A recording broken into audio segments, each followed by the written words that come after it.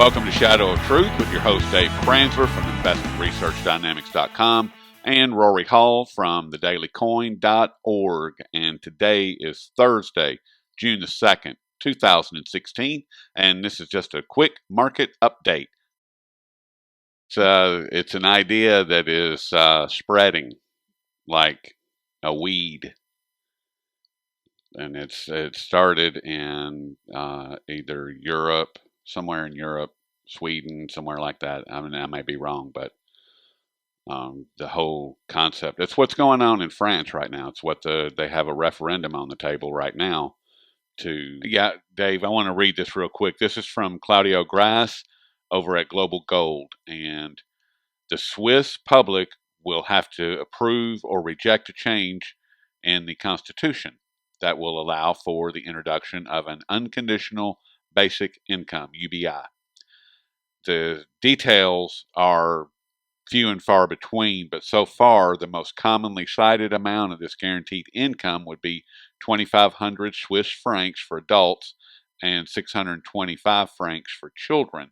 Now, even though France is using the euro, this proposal is in Swiss francs. Wow. Yeah. God bless them, man. Well, socialism is great until you run out of other people's money. Yep. That's Margaret Thatcher. Yes, it is. I mean, and that it held true when she said it. It'll hold true 100 years from now. Holds true in this country.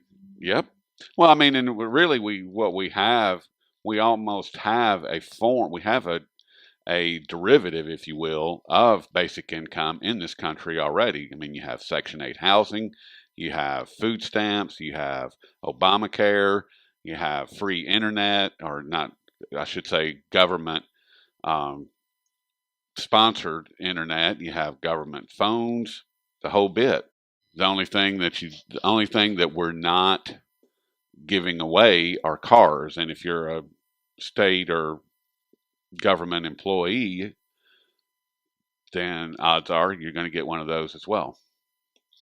Actually, that's actually incorrect, because there are, well, for instance, Ally Finance is the old GMAC, which was the GMAC financing arm, and Ally Finance is owned by the government, and the government backs their loan programs, and those loan programs are structured so that it makes the monthly payment cheap enough so that they're almost giving away cars. No, they're giving away cars people are able to buy cars for a much lower monthly payment than would actually support the amount of that loan for any particular car. So in a sense, they're not completely giving away cars, but they are subsidizing the purchase of cars by a lot of people. What I'm referring to are these fleets of government vehicles that have government license plates that you and I pay for through our taxes, that are issued to individual employees of the federal, state, and local governments. Those are vehicles, not the ones that people go out and buy at a personal level, but the ones that are issued to them for supposed, or air quotes, government use only. Those vehicles, those are the ones I'm referring to.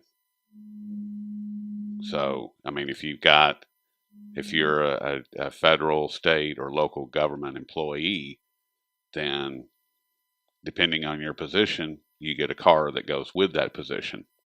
Right. So what was your point? My point is that all of it, that is what I've just described, is a derivative of basic income. If your food is supplied, if your phone, your internet, your house, your vehicle, your health care, only thing left is entertainment. Yeah, well, so, I mean, the average pay for government employees is, when you include their pension benefits and everything, the all-in is something like $40,000 a year more than the private sector employees. Talk about buying votes. Well, I mean, it's just wealth transfer. It's another form of socialism. Oh because yeah, most of those government jobs are completely useless and not needed. exactly. And that's part of the reason why they instituted the TSA, because it allows them to employ a lot of people. I mean, most of those people at the TSA, at the airports that work for the TSA, I mean, they're seriously semi-retarded. Well, and that the whole They wouldn't be able to TSA, get a private. They wouldn't be able to get a private sector job. that is such a worthless program. It's not even funny. Yeah. It is Oh, completely but it makes us worthless. feel safe. I'm willing to submit to it if it keeps terrorists off my plane. Yeah. I'm more concerned about terrorists being under my bed or in the closet. Those are the ones that I'm concerned about. And I'm more concerned about the terrorists that are in Washington, D.C. that this country voted in. Unfortunately, that's where they all reside. The viper's nest of terrorism.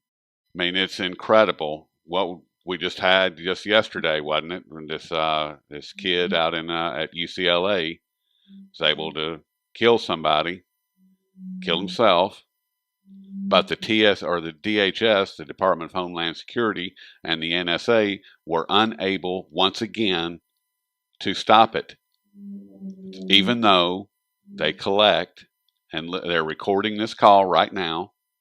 They are gathering the emails that you and I swap. They gather all of our digital footprint, regardless of its form, and they tell us that that's to stop terrorism, but yet they have a 100% fail rate. 100%. Didn't stop San Bernardino, didn't stop Paris, didn't stop Sandy Hook, didn't stop anything. They haven't stopped one thing. It's just disgusting. Well, I think those situations, they're not meant to stop those. Well, of course not. They're not meant to stop anything. I mean, it's just a joke. That's my rant for the day. What's your rant for the day, Dave? It's becoming obvious to everyone just how incredibly manipulated these markets are. I mean, almost every day now for the last 3 weeks, gold trades up overnight during the Asian and Eastern European markets, basically the Eastern Hemisphere markets. And then by the time the COMEX opens, they take gold red. The stock market goes down almost every day now before the open in the futures. And then they manage to rally it back to, almost, either unchanged or green on the day. And it's just become obvious that the Fed they're doing it. I don't even think they try to hide it, the intervention now, the market intervention. They're trying to keep a lid on gold. And gold's not going to go straight up. It had a huge rally, had a huge move from, well, the metals started moving in mid-December, and then the miners started moving in mid-January. So they had a huge move, and they're not going to go straight up. So I look at this as, it's sort of a forced healthy consolidation. It's forced because I don't think that the sector would have corrected this much if it weren't for the intervention. So I'm not as bothered by what's happening in the precious metal sector right now. That's fine. Let it get all the short-term momentum traders out of there. Let them sell, and then we'll get ready to start the next leg higher. But the stock market has just become absurdly cartoonish, the way that they won't let it go down. And the economic reports get worse every day. I mean, yesterday's economic reports were a disaster, and everything now is being compared to, the worst decline in X since 2009. I saw an article last night. First quarter corporate revenues declined by the most for a quarter since 2009. And yet the stock market is substantially higher than it was in 2009. And it's just obvious. I mean, the thing of it is, the Fed has to keep the markets inflated, because if they don't, we'll have a pension collapse. And this country will look like Venezuela. A very good friend of mine did a study. He works for a pension fund, and he did a study of all the public pension funds. And I mean, this was exhaustive. It was an exhaustive, I think it took him 2 weeks to do it, working all day long every day. And when he was done, he called me up. He goes, "You're not going to believe what I just figured out." He said, if there's a 10% decline in the stock market for a sustained period of time, every single pension fund collapses. And you might say, oh, well, we had a 10% drop in August and we had a 10% drop in January. Yes, but those were not sustained period 10% declines. Those were V situations that went down 10% quickly and then it went right back up. So it didn't have the effect that a sustained drop would have on these pension funds. All these pension funds, they have to sell assets every month in order to meet outflow payments to beneficiaries. And so they assume a certain rate of return. So if you have a month-long period where you go down 10%, but then you basically go back up, you're not going to, the pension fund can still sell assets and make payments. But if you have a 10% or larger decline that lasts 6 months, not all of them, but several of these pension funds are going to hit the wall. That's how underfunded they are. And you have to ask yourself, how is it at all possible that these pension funds, bond prices and stock prices are at all-time highs generally? Not exactly all-time highs, but in that general territory of all-time highs. How is it at all possible that any of these pension funds are underfunded? Because they've been stealing. Well, they made bad bets. They make bad bets. They invest in sectors that are private asset sectors that get crushed. A lot of these pension funds had a heavy exposure to energy, got crushed. Private equity, and this is the thing. My buddy's analysis, you can't really accurately mark to market a fund's private equity holdings. A lot of these pension funds have between 10 and 20% of their assets in private equity. Well, Silicon Valley, that bubble's bursting as we talk, and a lot of those private equity holdings are going to be worthless, and it's just going to be a complete wipeout.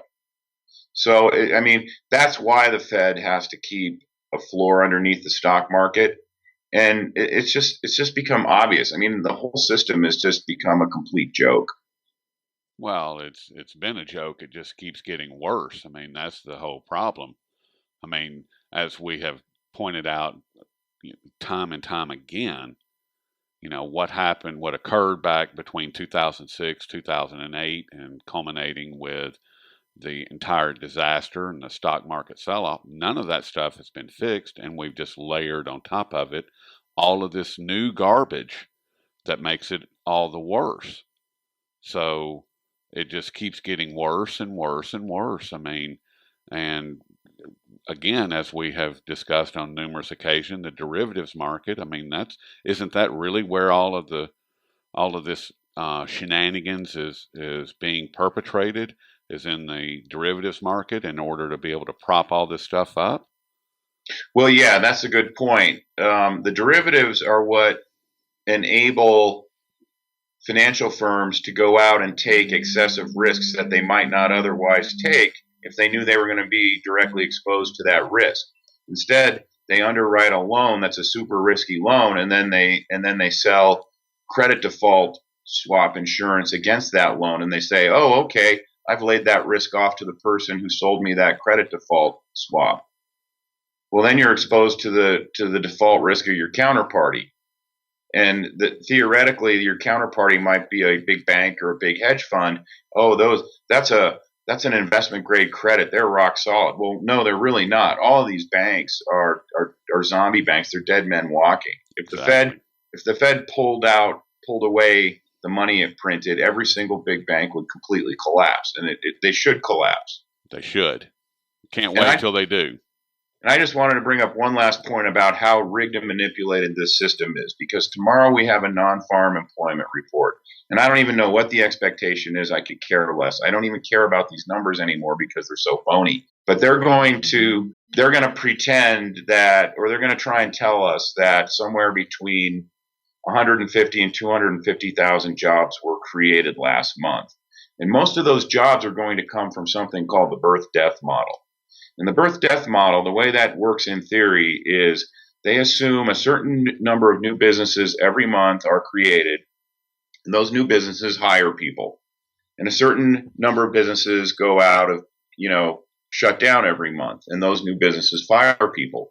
And so the assumption is what happens is with the birth death model, they come up with a hokey number like 200,000 jobs were created last month from the formation of new businesses, and that's net of the businesses that went out of business. And it's a total BS number, because I think I showed you that article yesterday that said the number of new businesses being created in this country is the lowest at any point in history. Yep. So that right there just completely shreds any credibility behind the birth death model and any credibility behind any of the jobs that the government says is being created by the birth death model. If anything, this country's losing jobs every month because there's more businesses going out of business than there are being created. Or they're just or laying people off every month. Right. Well, I'm just focusing on the birth death aspect of it, because here's this article that says basically is contradicting everything the government is telling us in the employment report about the birth death model. And that's where most of the jobs come from every month, is the birth death model. And don't they only adjust that number on an annual basis? So we'll go through all of 2016, and then somewhere in January, February, or March of 2017, that birth death model number will actually be adjusted to something into the realm of reality. It won't be a direct reflection of reality, but at least it'll get somewhere in the neighborhood. Not even close into the neighborhood. No way. Okay. No way. Not even close.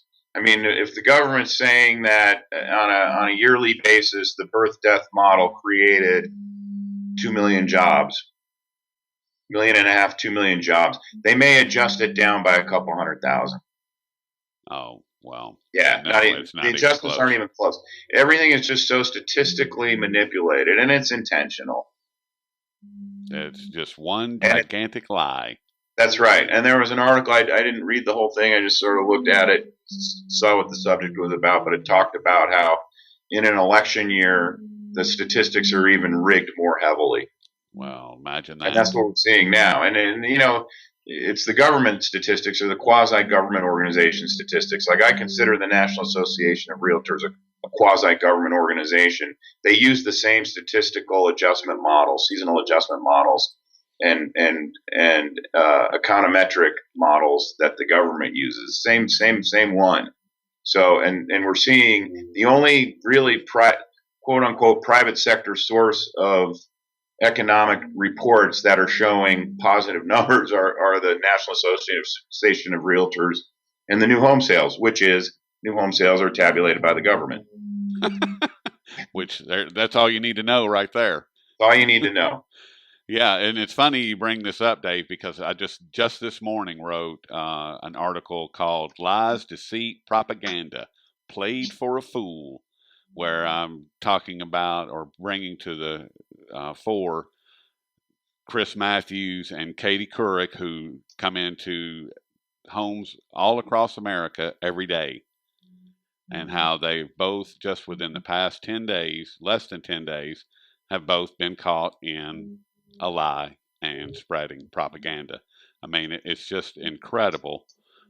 Not only do we have the government flat out making up, fantasy unicorn spewing numbers, but we have, the Presstitutes, as Gerald Celente calls them, delivering this nonsense to the American people, and it's mind-boggling. It's mind-boggling how people put up with this stuff. Well, not that many people even pay attention to the news anymore. So that's true. They're just so dumbed down. They don't even care about the news anymore. It's all just one giant fantasy, made up nothingness. Yep. Pay attention to what Dave Kranzler and Rory Hall have to say, and you'll be a lot closer to the truth. We may not get it 100% right 100% of the time, but we sure try. Well, Dave, I guess that's enough for them to chew on for one day, don't you think? I think so. Well, buddy, you have a good weekend, and I guess we'll pick this up on Monday and see what happened over the weekend. Sounds good to me. All right, buddy. Talk to you later.